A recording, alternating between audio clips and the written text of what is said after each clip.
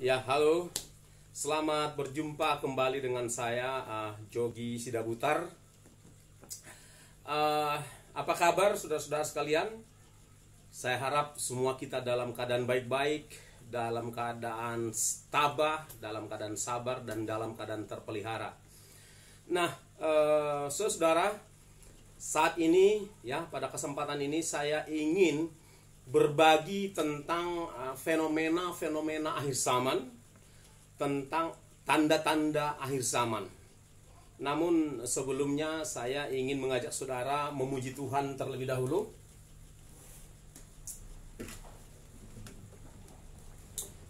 Kita akan menyanyikan satu pujian berkenaan dengan akhir zaman.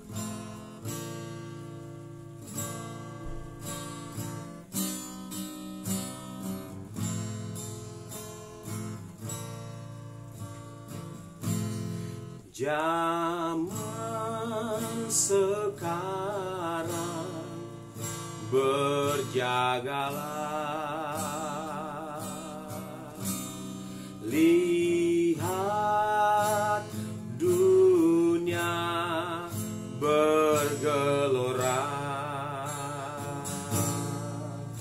kedengaran sini sana banyak kabar menggemparkan, berlindunglah pada sabda Allah.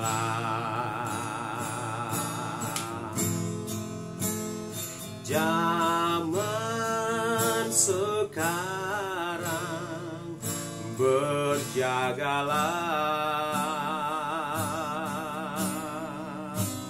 lihat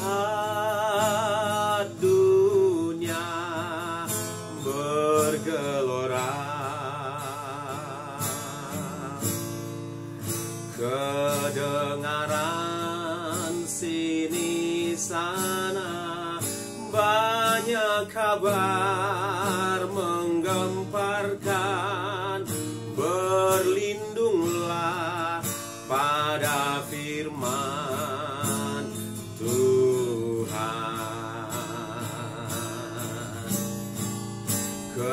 Kedengaran sini sana banyak kabar menggemparkan, berlindunglah pada firman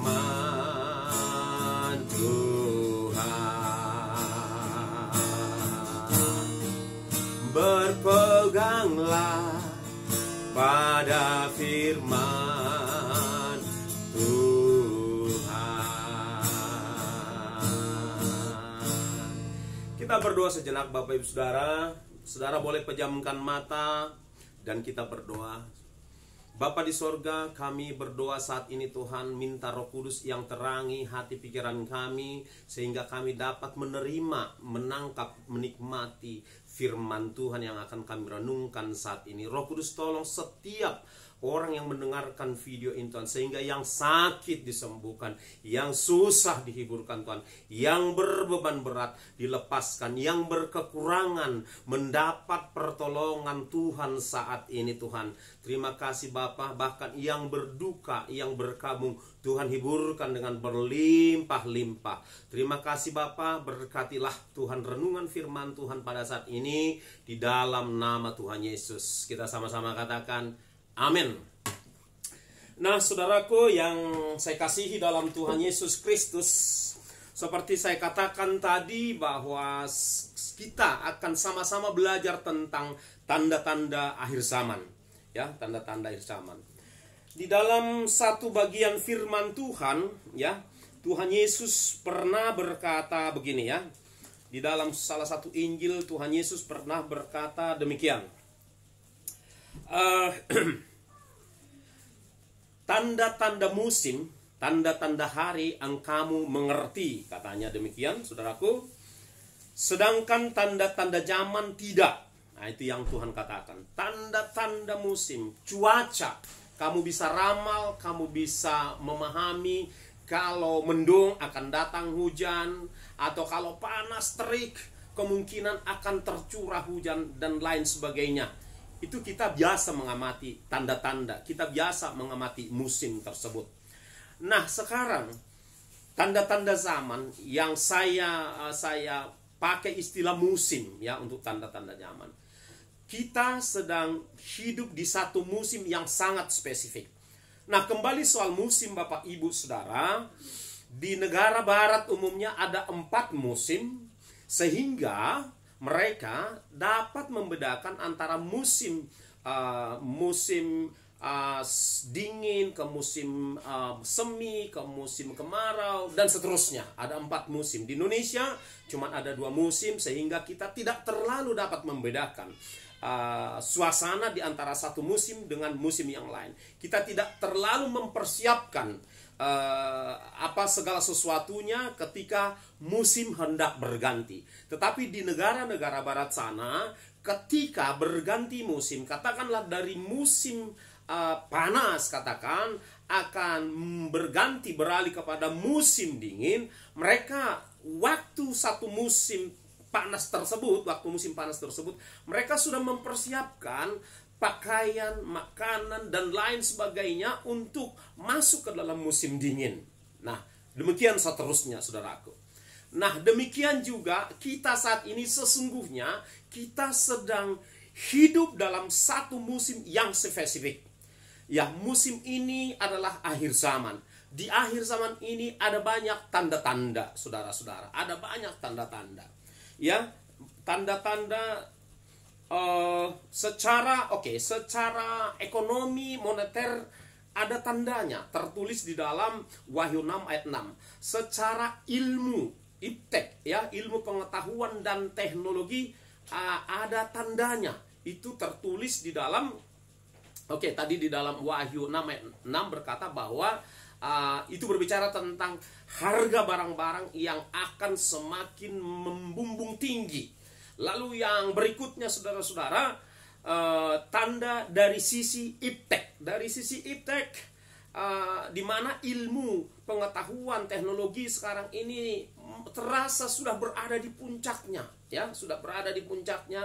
Saudara-saudara, kita sedang berada di musim telekomunikasi yang begitu canggih, ya. Kalau per 30 tahun yang lampau katakan orang kalau mengirim pesan itu masih butuh waktu, apakah kirim surat, kirim WSL melalui pos dan lain sebagainya harus butuh waktu. Tapi sekarang kalau saudara mau kirim pesan itu hanya hitungan 1 detik udah sampai. Dan kedepannya dalam waktu dekat kita sudah akan berada dalam satu musim yang disebut dengan 4.0 ya, 4.0. Kita akan ada di zaman itu sebentar lagi.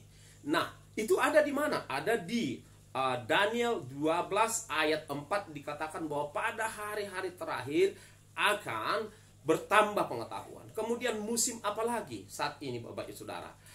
Musim kejatuhan moral manusia. Kejatuhan moral manusia. Kita lihat hari-hari ini begitu maraknya, begitu menggeloranya kejahatan manusia, saudara-saudara, ya. Begitu menggeloranya, ya, begitu, saya nggak tahu mengistilahkannya apa, tetapi begitu luar biasanya kejahatan dan kejatuhan moral manusia saat ini. Tentang perilaku manusia tersebut, ya, ada di dalam 2 Timotius 3 1-5, saudaraku. Kemudian kejatuhan moral itu ada di dalam Roma 1 ayat yang ke-29 dan seterusnya. Bahkan mengenai hubungan sejenis pun sudah ada diberitahukan di sana, dan itu sedang terjadi saat-saat ini Bapak Saudara, di mana LGBT itu sudah dilanggengkan, bahkan sudah disahkan di beberapa negara tertentu. Nah, musim apa lagi saudara-saudara, ya? Musim apa lagi yang kita bisa lihat? Musim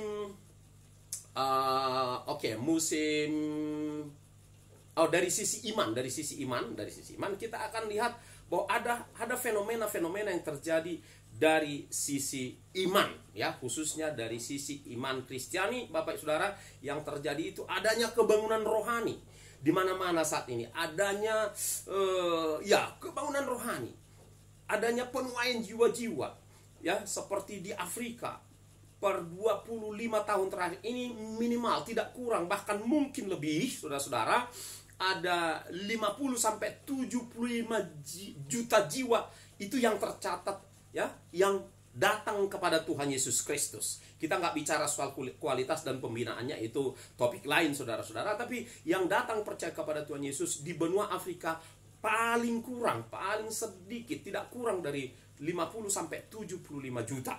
Demikian juga Bapak Ibu Saudara, kebangunan rohani yang terjadi di Pakistan, ya, bahkan di depan rumah ibadat agama tertentu terjadi kebangunan rohani, saudara-saudara. Di mana lagi? Di Mesir juga terjadi kebangunan rohani, saudara-saudara. Salah satu gereja yang mengalami kebangunan rohani di sana adalah namanya gereja Sampah. Sesungguhnya gereja ini adalah beraliran gereja Koptik, ya, gereja kuno Mesir yang saat ini bangkit, saudara-saudara. Terjadi pertobatan dari orang-orang Irak, orang Iran, dari bangsa-bangsa Timur Tengah datang kepada Yesus Kristus. Itu yang kini sedang terjadi di Cina, Bapak Ibu Saudara. Di Cina dari penduduk 1,3 kurang lebih penduduknya, tidak kurang dari berapa persen itu? Tidak kurang dari 10% penduduknya, saudara-saudara. Tidak kurang dari 10%, lebih dari 10% penduduknya itu menjadi terjadi kebangunan rohani, terjadi apa yang disebut dengan mengikut Tuhan Yesus, menerima Tuhan Yesus menjadi Tuhan dan juru selamatnya, saudara-saudara. Dan kalau dari katakanlah dari 1,1 saja, dari 1,1 berarti paling tidak 110 juta orang percaya, orang yang diselamatkan di Cina, Bapak Ibu Saudara. Demikian juga di daerah-daerah lain. Kemudian fenomena yang lain yang menakjubkan, yaitu ada satu gereja di Afrika, di Nigeria, di kota Lagos itu. Luas gereja tersebut bangunannya saja itu sekitar 10 ya, menurut laporan daripada The Oxford Handbook Religious Conversion, ya, The Oxford Handbook Religious Conversion, saudara-saudara, itu melaporkan, saudara-saudara, bahwa gereja tersebut luas bangunannya saja itu 10 hektar, ya, 10 hektar. Dan keseluruhan luas daripada kompleksnya itu sekitar 2, ya, kalau di total semua itu 2,3 kilometer keliling begitu, ya. Dan yang beribadah di situ tiap hari minggunya itu paling tidak 50.000 setiap kali ibadah, saudara-saudara. Nah, untuk orang-orang yang diselamatkan saja, statistik pertumbuhan orang Kristen di seluruh dunia, ya, secara seluruh dunia itu setiap tahunnya itu ada 67, ya, menurut survei tersebut ada 65,1 juta, ya. 65,1 juta setiap tahun yang pertumbuhan orang percaya di seluruh dunia. Meski tentunya itu dari mana? Itu dari orang-orang yang tadinya dari latar belakang kepercayaan lain, kemudian menerima Yesus Kristus ditambah dengan kelahiran. Meski ada di sisi lain pada saat yang sama, ya, per tahunnya itu ada juga 27,4 juta yang meninggalkan Kristus karena murtad dan juga karena meninggal, ya. Ada 2 penyebab, saudara-saudara, 22,4 juta, dan hasilnya yaitu 38 juta setiap tahunnya, dan seterusnya, saudara-saudara. Selain itu fenomena di bidang iman Kristiani itu, anak-anak kecil, kalau saudara buka nanti di Google, saudara ketik di Google Little Boys Preachers, ya, Little Boys Preachers, itu kumpulan anak-anak kecil umur 8 tahun, 10 tahun, 12 tahun sudah memimpin KKR besar, saudara-saudara. Sudah berkhotbah di ibadah raya di gereja-gereja, anak-anak. Dan itu penggenapan dari Kisah Rasul 2 ayat 17 hingga 19 yang berkata bahwa pada hari-hari terakhir akan terjadi pencurahan Roh Kudus pada semua orang, anak-anak akan bernubuat dan seterusnya dan seterusnya. Nanti boleh Bapak Ibu baca di sana. Nah, itu yang terjadi. Meski di sisi lain Bapak Ibu Saudara, terjadi juga fenomena lain, yaitu ada orang-orang yang murtad, ya. Ada orang-orang yang murtad meninggalkan Tuhan di akhir zaman ini. Itu ada tertulis di dalam di dalam 1 Timotius 4 ayat 1 bahwa terjadi adanya orang-orang murtad meninggalkan Kristus. Kemudian di dalam Lukas 17 ayat 1 Yesus berkata bahwa penyesatan akan terjadi. Dalam Lukas 17 ayat 1 itu juga ada tertulis Bapak Ibu Saudara yang dikasihi oleh Tuhan Yesus Kristus. Nah, musim apa lagi yang terjadi di akhirnya? Musim bencana alam. Itu ada tertulis dalam Alkitab di dalam Matius 24, saudara-saudara. Saudara bisa baca Matius 24. Kemudian apalagi yang bisa kita lihat yang sudah memang diberitahu di dalam Alkitab, saudara-saudara. Oke, ya. Di bidang politik. Nah, ini menarik ini. Di bidang politik, saudara-saudara, kalau politik secara negara per negara akan terjadi seperti yang tertulis di dalam kitab Wahyu kitab Habakuk maksud saya, pasal 1 dikatakan di sana bahwa akan muncul orang-orang yang jahat, orang-orang fasik menjadi raja, menjadi pemimpin-pemimpin. Ya, meski di Indonesia hari ini bukan demikian orangnya, tapi sebelumnya ataupun di negara-negara lain, saudara-saudara, itu terjadi, ya, bahwa pemimpin-pemimpin secara politis ada bermunculan orang-orang tidak takut Tuhan memimpin, menjadi presiden, perdana menteri dan lain sebagainya. Itu sudah ada. Kemudian masih dalam hal fenomena politik, saudara-saudara, ada dikatakan bahwa hari-hari ini akan terjadi konspirasi politik secara global, secara internasional itu ada, ya. Kalau saudara mendalami, ya, sungguh-sungguh mendalami yang disebut dengan teori konspirasi, di sana saudara akan bisa melihat adanya konspirasi yang merekayasa perekonomian, merekayasa perpolitikan secara global, saudara-saudara. Itu ada kumpulan orang-orang kumpulan rahasia dari orang-orang tertentu yang merekayasa, yang punya kemampuan uang, punya kemampuan politis dan punya kemampuan teknologi untuk merekayasa keadaan di seluruh dunia ini. Satu sumber yang saya baca, saudara-saudara, bahwa slogan mereka adalah mereka mengatakan begini, we create problem, you make reaction, we find solution. Dan solusi itu adalah menurut versi mereka, saudara-saudara, ya. Itu ada konspirasi besar-besar, ya, secara politis. Ini sudah menjadi fenomena, saudara-saudara. Dan satu lagi slogan mereka itu adalah social engineering, ya, social engineering, ya. Dari social engineering ini mengembangkan slogan tadi, saudara. Social engineering artinya, saudara, adalah merekayasa, menciptakan kondisi sosial. Boleh ada juga yang positif, tetapi ada juga yang negatif, yang dipersiapkan sedemikian rupa untuk mempengaruhi keseluruhan situasi ekonomi, sosial, politik di seluruh bangsa-bangsa, saudara-saudara.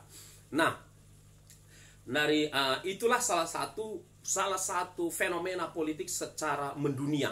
Siapa orang di balik itu, saudara-saudara? Saudara boleh teliti, saudara masuk ke Google, ya, dan coba mencari terus, ya, dengan mencari terus apa itu siapa-siapa di belakang konspirasi itu, teori konspirasi itu dan seterusnya. Bahkan sudah tidak menjadi rahasia lagi bahwa salah satu nama atau identitas yang sudah disebut-sebut secara meluas di internet adalah Illuminati, kelompok Illuminati. Nah, ini mereka punya kekuatan untuk merekayasa situasi, saudara-saudara.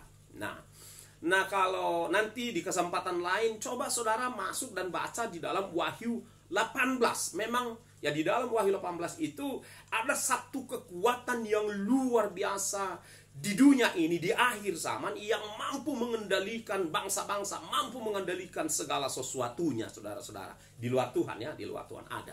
Nah, jadi saudara-saudara, itu menakjubkan sekali ketika saya membaca bagian demi bagian tadi itu. Ternyata itu semuanya ada tercatat di dalam Alkitab. Artinya Allah sudah beritahu melalui firman-Nya, saudara-saudara, melalui firman-Nya bahwa itu semua akan terjadi. Bukan Allah yang merekayasa, tetapi Allah tahu bahwa itu akan terjadi. Nah, sekarang saya masuk kepada salah satu fenomena, ya. Salah satu fenomena akhir zaman itu adalah orang cuek, ya, orang cuek terhadap agama, ya. Itu ada, ada dua bagian firman Tuhan yang berbicara tentangnya. Saya pertama akan baca dulu dari, dari 2 Timotius, ya, 2 Timotius, saudaraku. Saudara boleh buka bersama-sama dengan saya 2 Timotius 3. Itu bagian, saya akan bacakan semuanya lah, ya. 2 Timotius 3. Saya akan baca ayat 1 sampai 5. Demikian. Keadaan manusia pada akhir zaman, ya. Keadaan manusia pada akhir zaman. Ketahuilah bahwa pada hari-hari terakhir akan datang masa yang sukar. Ya, genap ya, genap. Dan berikutnya, manusia akan mencintai dirinya sendiri, egois, genap ya. Dan menjadi hamba uang, koruptor ya. Koruptor ya. Kemudian mereka akan membual dan menyombongkan diri, membual, hoax, ya kan, menyombongkan diri, ya, memegah-megahkan diri. Mereka akan menjadi pemfitnah, bully di mana-mana saat ini, saudara-saudara. Mereka akan memberontak terhadap orang tua, tidak mau taat kepada orang tua, saudara-saudara, tidak mau taat kepada pemimpin. Nah, itu dia, saudara-saudara, dan tidak tahu berterima kasih. Lupa bilang terima kasih, nggak penting berterima kasih. Nah, tidak memperdulikan agama. Nah, ini dia, saudara-saudara, tidak memperdulikan agama, ya. Tidak tahu mengasihi, ya. Tidak tahu mengasihi, tidak mau berdamai, ya, ngotot, dia kan ngeyel, saudara-saudara, nggak move on, saudara-saudara, nggak mau berdamai, suka menjelekkan orang, suka menjelekkan kepala negaranya, bahkan dijelek-jelekkan, saudara. Tidak dapat mengekang diri, garang, ya, berlaku anarkis di jalanan, di mana-mana, di ruang ruang-ruang publik, saudara-saudara. Ya, tidak suka yang baik, ya, dikerjakan yang baik oleh satu pemerintah misalnya seperti pemerintahan yang ada sekarang. Tapi tetap aja protes, saudara-saudara. Ini gejala ini, dan ini sudah diberitahu dalam Alkitab, saudara-saudara. Tidak berpikir panjang, ya, berpikir pendek aja, sikat aja, berlagak tahu, pantang nggak tahu semuanya, saudara-saudara, ya, pantang nggak tahu semuanya, lebih menuruti hawa nafsu daripada menuruti Allah, ya kan, itu sampai ayat 4, ayat 5, secara lahiriah, secara badani, mereka menjalankan ibadah mereka, ya. Mereka kelihatan seperti beribadah, tampak di ruang publik bahwa mereka melakukan ibadahnya, tetapi hakikatnya mereka memungkiri kekuatannya. Kata firman Tuhan, jauhilah mereka. Nah, saya ingin mengajak saudara melihat kesinambungan dari 2 Timotius 3 ini, khususnya bagian ayat yang kedua, bagian terakhir dikatakan tidak memperdulikan agama. Itu ada, dinubuatkan di dalam perjanjian lama, saudaraku. Nah, kita back kembali ke perjanjian lama sejenak dari Zefanya. Saudara buka bersama dengan saya kitab Zefanya. Zefanya pasal 2. Zefanya itu kitab 4 terakhir dari perjanjian lama. Pasal 2, demikian dikatakan di sana, saudara-saudara. Bahkan perikopnya berkata begini, saudaraku. Seruan untuk bertobat. Ayat 1. Bersemangatlah dan berkumpullah, hai bangsa yang acuh tak acuh. Ini salah satu fenomena, saudaraku, hari-hari ini. Ada banyak orang yang acuh tak acuh. terhadap agama, acuh tak acuh terhadap Tuhan, acuh tak acuh terhadap peraturan pemerintah, acuh tak acuh terhadap kewajiban, acuh tak acuh terhadap tetangga, acuh tak acuh terhadap orang di sekitarnya. Cuek. Nah, kalau saudara melihat yang seperti itu, ketahuilah, ingatlah bahwa Alkitab sudah memberitahukan itu ribuan tahun, ya, ribuan tahun, lebih dari 2000 tahun yang lalu. Di dalam kitab Zefanya, di masa Nabi Zefanya hidup, saudara-saudara, sudah diberitahukan Tuhan itu kepada seorang nabi, dan nabi tersebut mencatatkannya di dalam Alkitab. Nah, sekarang bila mana saudara masuk orang yang punya ciri-ciri acuh tak acuh selama ini, acuh tak acuh mendengar firman, acuh tak acuh beribadah, acuh tak acuh terhadap Tuhan, dan bahkan mungkin pandang sepele firman Tuhan, pandang sepele ibadah, pandang sepele hamba Tuhan. Sekarang waktu saudara bertobat, ya, sekarang. Jangan tunggu besok, minggu depan, bulan depan, tahun depan. Tidak ada yang tahu kapan engkau akan menghembuskan nafasmu yang terakhir. Dan tidak ada yang tahu kamu masuk bilangan orang yang akan terpapar oleh virus corona. Tidak ada yang tahu, ya.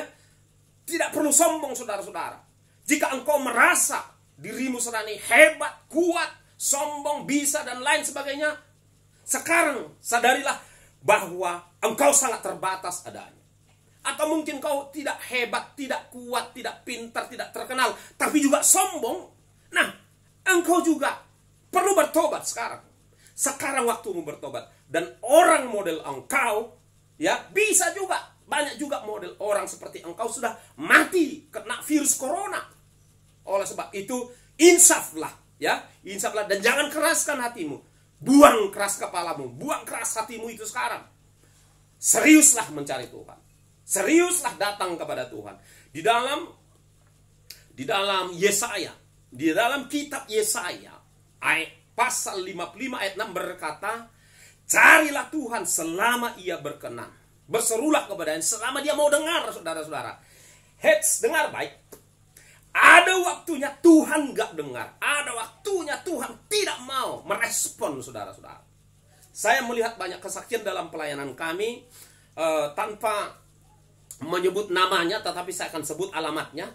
Di salah satu jalan di Padang Bulan, Kota Medan, ada seseorang yang kami diminta untuk mendoakannya. Kami datang bersama dengan istri malam-malam ke rumahnya, kira-kira 7 tahun yang lampau, saudara-saudara. 7 atau 6 tahun yang lampau kami datang ke rumah itu, dan kami mengajak dia untuk berdoa. Oke? Lalu dia bilang, tidak usah berdoa. Tidak usah berdoa. Kenapa? Besok saja, ya. Besok saya pergi dulu ke psikiatri, lalu saya tanya masalah saya apa, nanti itu yang kita doakan, katanya. Lalu kami tahu bahwa rupanya orang ini sudah 3 kali mengkhianati Tuhan. Yang pertama, dia dipanggil untuk ikut Tuhan sungguh-sungguh, saudara-saudara. Dia pernah ikut sungguh-sungguh Tuhan dan sampai melayani. Dia kecewa karena nggak siap pikul salib, saudara-saudara. Tidak siap menderita untuk Kristus. Lalu dia meninggalkan Tuhan dan kembali cari kerjaan biasa. Bukan berarti cari kerjaan biasa salah, tetapi persoalannya ini adalah soal soal hatinya, soal sikap hatinya, saudara-saudara, yang ngakunya mau ikut Tuhan, tetapi kemudian meninggalkan Tuhan, mengkhianati Tuhan, sakit. Ketika dia sakit, datang minta ampun kepada Tuhan, lalu Tuhan sembuhkan, dia kembali lagi bertobat dan ikut Tuhan sungguh-sungguh. Tetapi ketika ikut Tuhan sungguh-sungguh, banyak tantangan, banyak masalah. Menurut ukuran dia tidak mau bertahan lagi, tidak sanggup bertahan lagi, akhirnya dia mundur lagi. Kemudian sakit, berdoa. Nah, ketika dia berdoa, Tuhan pulihkan lagi. Kembali dia sungguh-sungguh mengikut Tuhan, melayani Tuhan. Nah, lalu dia juga mengalami tantangan. Ya, Yesus sudah katakan dari awal, barang siapa, ya, yang tidak memikul salibnya, menyangkal dirinya, tidak layak menjadi muridku. Itu sudah standar Yesus, saudara-saudara. Lalu ketika dia mengalami tantangan dalam mengiring Tuhan, dia meninggalkan Tuhan. Pada saat itulah kami datang dan kami tawarkan untuk berdoa, saudara-saudara. Dia berkata seperti yang tadi. Nah, cerita lain, maksudnya sikap dia, perbuatan dia yang lain ketika kami datang malam-malam di tempat tersebut. Dia turun dari kursi, dari tempat duduk, lalu berguling-guling di lantai dengan mengatakan panas, panas, panas. Kan gitu saudara. Lalu saya mencoba menyentuh bagian dari tubuhnya, mana tahu benar-benar dia lagi demam tinggi. Lalu saya sentuh, ternyata tidak sama sekali, dia normal saja. Nah, tetapi ketika dia bilang panas, panas, panas tersebut, matanya tertutup. Nah, saya menduga, saudara-saudara, bahwa di alam roh, secara roh, dia sudah dekat dengan pintu neraka itu, saudara-saudara, sehingga dia sudah mulai merasakan panasnya pintu neraka itu. Dan ketika saya katakan begini, ayo panggil nama Yesus, saya katakan. Lalu dia bilang, nggak bisa. Lalu saya balik bertanya, bilang nggak bisa, bisa. Masa bilang Yesus nggak bisa? Nggak bisa. Saya pikir dia ngotot, saudara-saudara. Ternyata, saudara-saudara, nah saya lanjutkan ceritanya. Ketika dia nggak mau didoakan, kami pulang, lalu keesokan harinya, saudara sepupunya telepon saya dan berkata, "Bang," katanya, sepupuku yang semalam, yang kemarin abang doakan itu, tadi siang sudah pergi. Jadi keesokan harinya, siang hari, dia sudah pergi, saudara-saudara. Belum sempat pergi ke psikiatri. Itu. Nah, apa yang kita tarik pelajaran dari situ? Meski ada kesempatan, saudara-saudara, untuk dia memanggil nama Tuhan, tapi lidahnya keluh. Udah nggak bisa mengucapkan nama Yesus lagi, saudara-saudara. Dan akhirnya sudah terlambat. Dan dia mati dalam kebinasaan. Dia mati dalam kebinasaan kekal. Dia mati, sebenarnya dia nggak mati, dia akan hidup disiksa, rohnya akan hidup disiksa oleh api neraka yang katanya ada yang mencoba menyimpulkan itu panasnya 6.000 derajat Celcius, saudara-saudara. Itulah panas, yaitu menurut panas perut bumi kan 6.000 derajat Celcius, dan orang kita percaya bahwa memang Hades itu, neraka itu, tempat penyiksaan itu ada di perut bumi, saudara-saudara. Nah, jika engkau tidak mau mengalami nasib yang sama, maka